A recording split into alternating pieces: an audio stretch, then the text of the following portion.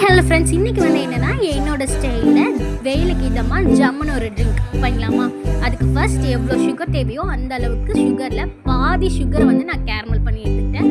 அது கூட ரா மில்க் இல்லையா, அதாவது பச்சைப்பால், அதை வந்து அது கூட ஆட் பண்ணி நல்லா மிக்ஸ் பண்ணி அந்த கேரமல் கரையில் அளவுக்கு நான் வந்து மிக்ஸ் பண்ணி விட்டு ஃப்ரிட்ஜில் வச்சு ஒரு ½ hour கழிச்சு எடுத்துக்கிறேன்.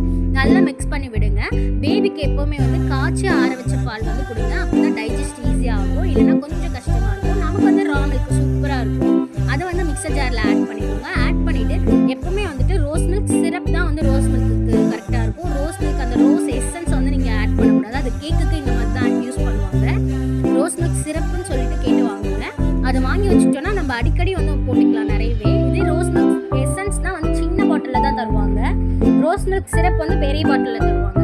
அதே மாதிரி என்னோட ரோஸ் மில்க் சிரப்பில் வந்துட்டு நல்ல சுகர் வந்து இருக்கும். அதனால தான் நான் பாதி சுகர் வந்து எடுத்துக்கிட்டேன். உங்களோட சிரப் எப்படி இருக்குன்னு நீங்கள் லைட்டாக டேஸ்ட் பண்ணி பார்த்துட்டு அதுக்கப்புறமா அதுக்கு எவ்வளோ சுகர் தேவையோ அவ்வளோ ஆட் பண்ணிக்கோங்க. அப்புறம் நான் பாதாம் பிசின் வந்து ஒரு 1 hour வந்து நான் வந்து சோக்காக விட்டு நல்ல ஜெல்லி மாதிரி வர வரைக்கும் விட்டுருக்கேன். பாதாம் பிசின் எப்போவுமே வந்து நமக்கு ரொம்ப நல்லது. அது தனியாக சாப்பிட முடியாது. இந்த மாதிரி ஜூஸ் கூட தான் மிக்ஸ் பண்ணி சாப்பிட முடியும். அதனால் நீங்கள் ஜூஸ் எப்பப்பெல்லாம் போடுறீங்களோ அப்போ பாதாம் பிசின் போட்டு சாப்பிட்டிங்கன்னா ரொம்ப ஹெல்த்துக்கு நல்லது. ஹீட்டை வந்து உடனடியாக குறைக்கும். என்னோட ஸ்டைலில் ரோஸ் மில்க்